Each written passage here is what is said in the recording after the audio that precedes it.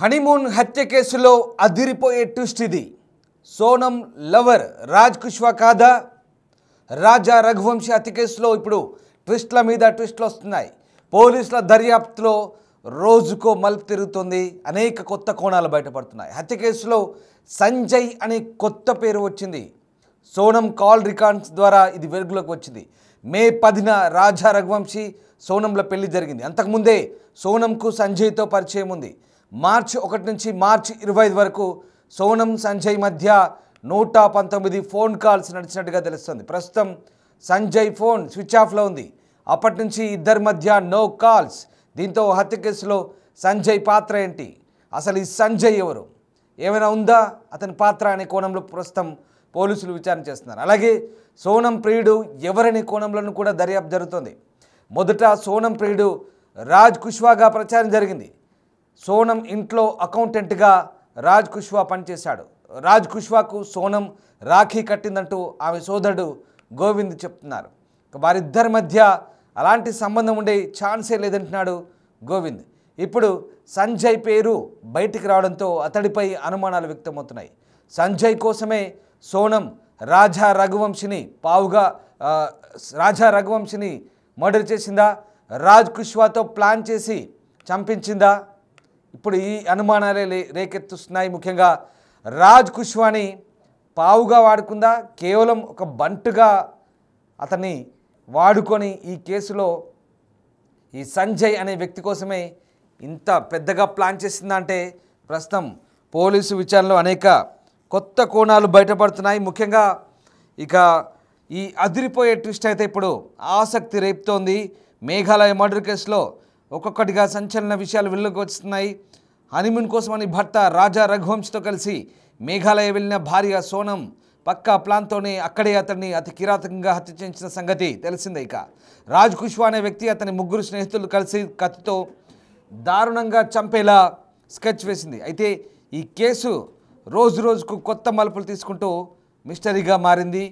పోలీసులు వారిని విచారిస్తున్న సమయంలో ఇంకా చాలా అనుమానాలు, ప్రశ్నలు ఎదురవుతున్నాయి. ఈ కేసులో అసలు సూత్రధారి ఎవరు అనే విషయంలో ఇంకా స్పష్టత రాలేదు. ప్రధాన నిందితుడిగా రాజ్ అనిపిస్తున్న తాజా వివరాల ప్రకారం సోనమే అసలు కుట్రధారి కావచ్చని పోలీసులు భావించారు. అందుకు తగ్గట్టుగానే ఆమె కూడా కొన్ని అంశాలు బయటపెట్టింది. అయితే ఆమెను రాజును కేవలం ఒక పావుగా వాడుకొని రఘువంశీని హత్య చేసినట్లుగా అనుమానిస్తున్నారు. సోనం రాజ్కి రిలేషన్ ఉందని, అతడితో పెళ్లికి తల్లిదండ్రులు ఒప్పుకునేలా భర్త రఘువంశీని అడ్డు తొలగించుకోవాలని అతన్ని హత్య చేయించిందని అందరూ అనుకుంటున్నారు. అయితే ఇక్కడ ట్విస్ట్ ఏంటంటే అసలు రాజ్ తన ప్రియుడు కాదని తెలుస్తోంది.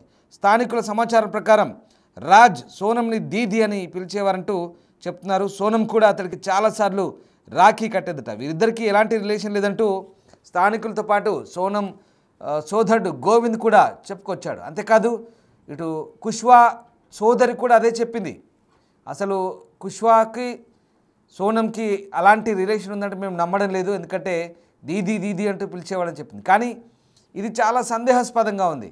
దీదీ అంటూనే బయట ప్రపంచాన్ని మాత్రం దీదీ అంటూనే లోపల ఇద్దరు కూడా సఖ్యతగా మెలిగారా? పెళ్ళికి ముందే రిలేషన్లో ఉన్నారా? అసలు ఏం జరిగిందంటూ అనేక సందేహాలు వ్యక్తమయ్యాయి. అయితే వీళ్ళిద్దరికి నిజంగా ఎలాంటి సంబంధం లేకపోతే సోనం తన భర్తను మరి ఎవరి కోసం చంపింది అనేది పెద్ద ప్రశ్న. కేవలం రాజును అడ్డు పెట్టుకొని భర్తను చంపించిందని అసలు ప్రియుడు వేరే వ్యక్తి ఉన్నాడని తెలుస్తుంది. ఇప్పుడు ఆ అసలు ప్రియుడే సంజయ్గా చెప్తున్నారు. ఈ సంజయ్ అనేవాడికి 119 కాల్స్ చేసిందట. అంటే మర్డర్కు బిఫోర్ మర్డర్ 119 కాల్స్. ఇంతకీ సంజయ్ ఎవడు? ఈ రాజ్ కుష్వా గాడు అసలు లవర్ కాదా? సంజయ్ అనేవాడే అసలు లవరా? అసలేంటి? ఇప్పుడు అనేక సందేహాలు తలెత్తున్నాయి.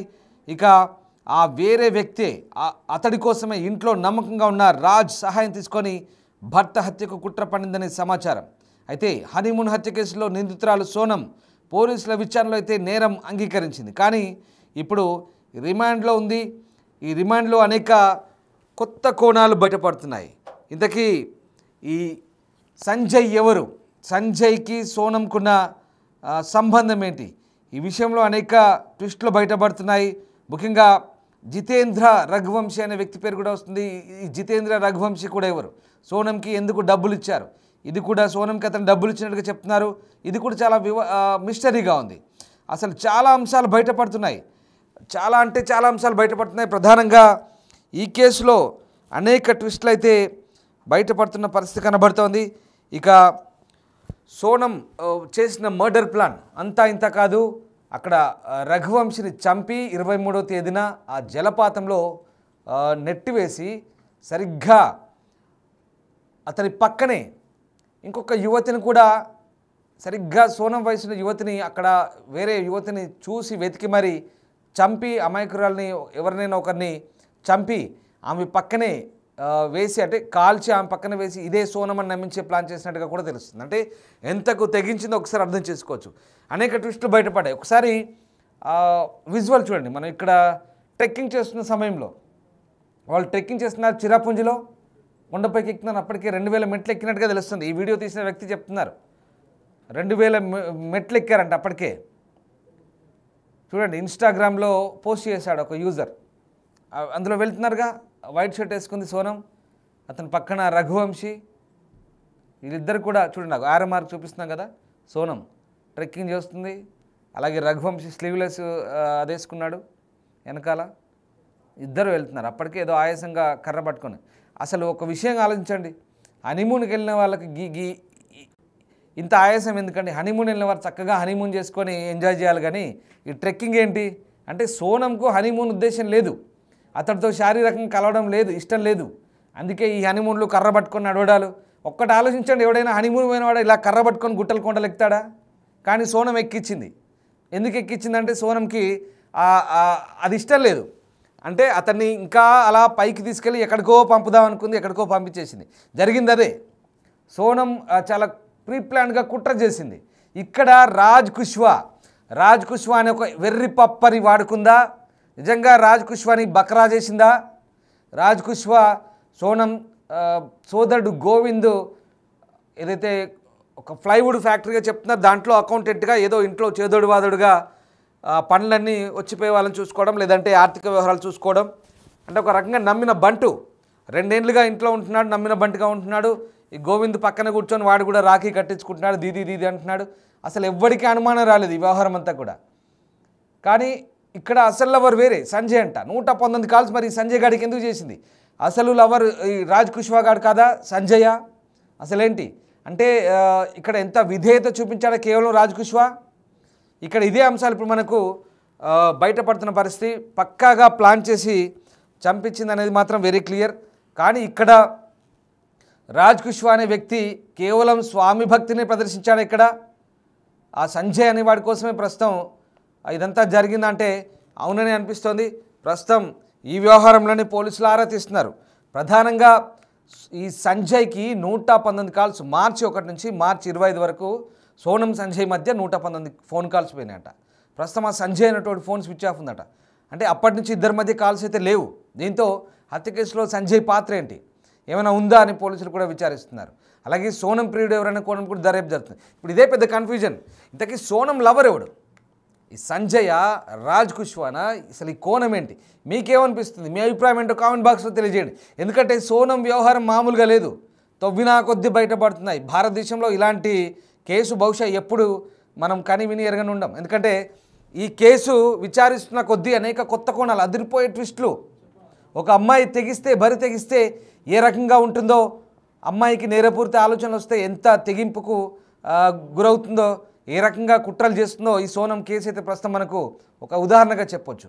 ప్రస్తుతం ఇదే ఒక కొత్త కోణంలో పోలీసులు అయితే ఆరా తీస్తున్న పరిస్థితి కనబడుతుంది. ఇంతకీ రాజ్ కుష్వాకి రాఖీ కట్టింది మరి బ్రదరా లేదా లవరా? అసలేంటి వారిద్దరి మధ్య ఎలాంటి సంబంధం ఉందనే కోణంలో ఆరా తీస్తున్న పరిస్థితి. సోనం సోదరుడు గోవింద్ కూడా ఈ అంశంపై క్లారిటీ ఇచ్చాడు. అప్పుడే ఒకసారి అది మళ్ళీ విందాం. उसने कबूल करा नहीं करा मुझे आइडिया नहीं है। मैंने ऐलान कर दिया कि उसने जुर्म करा है और उसके लिए मैं खड़ा हूँ। मैं खुद उसकी लड़ाई लड़ूंगा। मैं राजा के साथ हूँ। आप सोनम को बाइकआउट कर रहे हैं? मैं बिल्कुल सोनम को बाइकआउट। आपके माता पिता अभी भी इस बात को स्वीकार नहीं कर रहे हैं।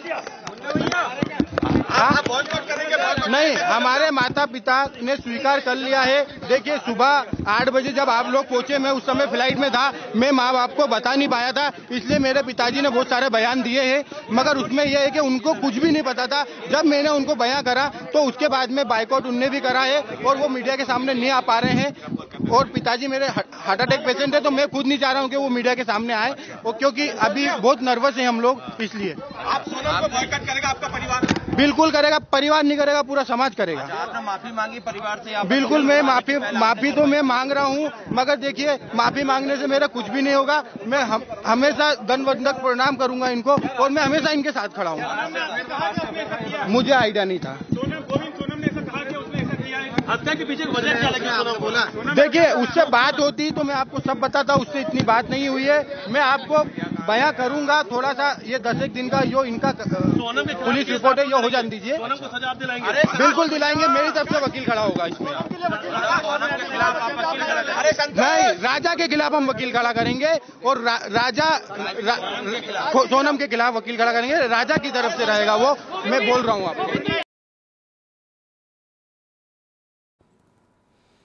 సరే, ఏదేమైనా కానీ ఎవరు ఎన్నైనా చెప్పని, ఎవరి రిలేషన్ ఏంటో పక్కన పెడదాం, మొత్తం మీద తన జీవితంలోకి ఎవరు వచ్చినా చంపేయాలని సోనం పక్కాగా డిసైడ్ అయింది. ఇది మాత్రం వెరీ క్లియర్. ఎందుకంటే పాపం ఆ కోణంలో ఇక్కడ రాజ్ బలయ్యాడు, రఘువంశ్ బలయ్యాడు, రఘువంశ్ బలయ్యాడు. ఇక్కడ కేవలం రఘువంశిని పెళ్ళైన 20 రోజులకే మట్టుబెట్టింది. అంటే ఎవరు వచ్చినా సరే తన జీవితంలోకి ఖచ్చితంగా ఇక చంపేయాలి, ఎవరిని ఉంచొద్దు. తర్వాత తన ప్లాన్ అంతా వేరే ఉంది. ఇంతకీ కుష్వానా ఇంకెవరైనా ఎవరైనా అనేది ఇంకా తేలాల్సి ఉంది. మొత్తం మీద అయితే చంపాలి, అదొక దోపిడీలాగా చిత్రీకరించాలి. ఎవరో దోపిడీ దొంగలు చంపారు, ఆ 10 లక్షల బంగారాన్ని ఎత్తుకెళ్లారు, తర్వాత నేను విధవగా మారిపోయాను, నాకు ఇంకొక పెళ్లి చేయి, అప్పుడు నాకు నచ్చినోని మీకు ఎవరో చెప్తానన్నట్టుగా అప్పుడు వాడిని ఎవరినో తీసుకొచ్చి వాళ్ళ ముందు పెట్టేది. అంటే ఇదంతా అది అనుకున్నట్టుగా వర్కౌట్ అయితే ఇదంతా ప్లాన్. ఈ స్కెచ్ అంత పెద్ద స్కెచ్చే, మామూలు స్కెచ్ కాదు అంటాం కదా. సో ఆ రకంగా ఉందన్నమాట వ్యవహారం. సో చాలా పెద్ద స్కెచ్ వేసి నిజంగా ఇక్కడ మొత్తం మీద ఎంత పెద్ద స్కెచ్ చేసినా ఆఖరికి ఈ మొత్తం వ్యవహారంలో అనేక ట్విస్టులు అయితే బయటపడ్డాయి. కానీ సోనం వ్యవహారానికి సంబంధించి పోలీసులు ఆరా తీసిన కొద్దీ చాలా అంశాలు బయటపడ్డాయి. ఇప్పుడు రిమాండ్లో అనేక అంశాలు బయటపడ్డాయి. ఎంత పెద్ద స్కెచ్ చేసినా ఏం లాభం, చివరికి అంతా దొరికిపోయారు. మొత్తం పోలీసుల ముందు మొత్తం బండారం బయటపడుతుంది. ఇప్పుడు ఈ సహకరించిన కుష్వా, అలాగే ఆనంద్ కుర్మి, విశాల్, తర్వాత ఆకాష్, వీళ్ళందరూ కూడా సోనంతో సహా ఎంత చేస్తే ఏం చేసినా దొరికిపోయారు, పోలీసులకు చిక్కిపోయారు. ఏం లాభం లేదు, కటకటాలు లెక్కిస్తున్నారు.